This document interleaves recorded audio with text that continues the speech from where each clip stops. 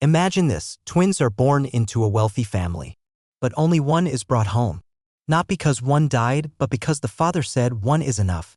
20 years later, the twin he cast out shows up. On the doorstep, wearing cheap shoes and holding an envelope. And what he says next? No one was ready for that. The Donovans were old money. Think mansions, polo tournaments, a family crest embroidered on their socks. So when Alice Donovan gave birth to twins, the whole hospital assumed a double celebration. But when Mr. Donovan saw the second baby smaller with a faint red birthmark on his cheek, he didn't smile. He's not what I imagined, he said coldly. We'll raise the firstborn. The second, put him up for adoption. Alice protested, pleaded, but she was too weak, drugged from labor.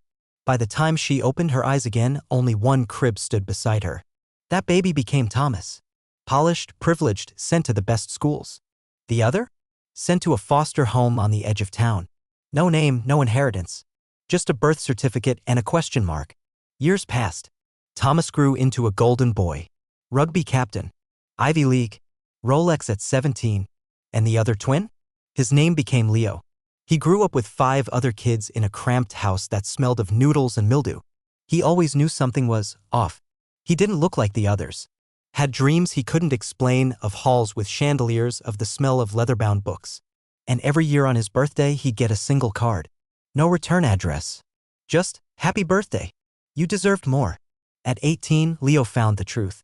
Through a social worker who had grown a conscience. He didn't cry. Didn't scream. He just said, I'll be back. 20 years to the day after he was born, Leo walked up the white marble steps of the Donovan estate. He rang the bell. The butler answered, looked him up and down like he was a delivery guy. But when Mr. Donovan appeared, the color drained from his face. You, he whispered. Leo nodded. You remember me. Thomas walked in behind their father. Stopped mid-step. They looked identical. Except Thomas was tailored perfection. Leo wore scuffed boots and a hoodie. Leo held up the envelope. I'm not here for money, he said. I'm here for something else. Mr. Donovan straightened his posture. Then what do you want? Leo's voice was calm. Too calm. I want my half of the legacy. But not your money. Your name. Everyone froze. I'm legally changing my last name to Donovan. And I'll be running for local office. With my story. My true story. Thomas stepped forward. You're blackmailing us? No, Leo said. I'm making things right. You buried me for 20 years. Now I'll make sure the world remembers me and what you did. Mr. Donovan looked like he'd been slapped. But Leo wasn't finished. Oh, and one more thing, he added, pulling out a second envelope. This is a DNA test. We're identical. 100%.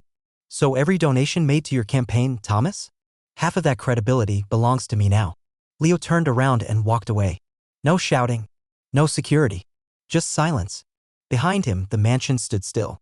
For once, the family that had it all had no words. Weeks later, a billboard appeared near the Donovan estate. It showed 2 faces. One in a suit. One in a hoodie.